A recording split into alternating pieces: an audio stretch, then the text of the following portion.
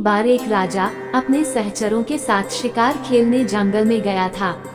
वहाँ शिकार के चक्कर में एक दूसरे से बिछड़ गए और एक दूसरे को खोजते हुए राजा एक नेत्रहीन संत की कुटिया में पहुंचकर अपने बिछड़े हुए साथियों के बारे में पूछा।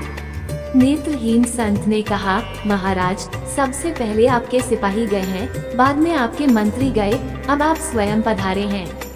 इसी रास्ते से आप आगे जाएं तो मुलाकात हो जाएगी।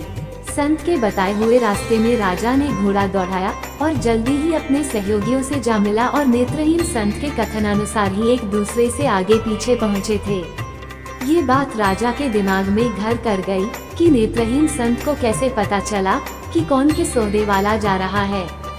लौटते समय राजा अपने अनुचरों को साथ लेकर संत की कुटिया में पहुंचकर संत से प्रश्न किया कि आप नेत्रविहीन होते हुए कैसे जान गए कि कौन जा रहा है, कौन आ रहा है। राजा की बात सुनकर नेत्रहीन संत ने कहा, महाराज, आदमी की हैसियत का ज्ञान नेत्रों से नहीं उसकी बातचीत से होती है। सबसे पहले जब आपके सिपाही मेरे पास से गुजरे तब उन्होंने मुझसे पूछा कि ए अंधे, इधर से किसी को जाते हुए की आहट सुनाई दी क्या? तो मैं समझ गया कि यह संस्कार विहीन व्यक्ति छोटी पदवी वाले सिपाही ही होंगे।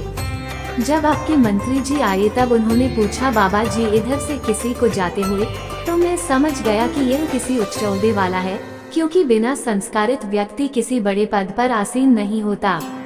इसलिए मैंने आपसे कहा कि सिपाहियों के पीछे मंत्री जी गए हैं। जब आप स्वयं आए तो आपने कहा, सूरदास जी महाराज, आपको इधर से निकल कर जाने वालों की आहट तो नहीं मिली, तो मैं समझ गया कि आप राजा ही हो सकते हैं, क्योंकि आपकी वाणी में आदर सूचक शब्दों का समावेश था और दूसरे का आदर वही कर सकता है जिसे दूसरों से आदर प्राप्त होता है, क्योंकि जिसे कभी कोई चीज नहीं मिलती तो वह उस वस्तु के गुणों को कैसे जान सकता है। दूसरी बात, यह संसार एक वृक्ष स्वरूप है। जैसे वृक्ष में डालियां तो बहुत होती हैं, पर जिस डाली में ज्यादा फल लगते हैं वही झुकती है। इसी अनुभव के आधार पर मैं नेत्रहीन होते हुए भी सिपाहियों, मंत्री और आपके पद का पता बताया। अगर गलती हुई हो महाराज तो क्षमा करें।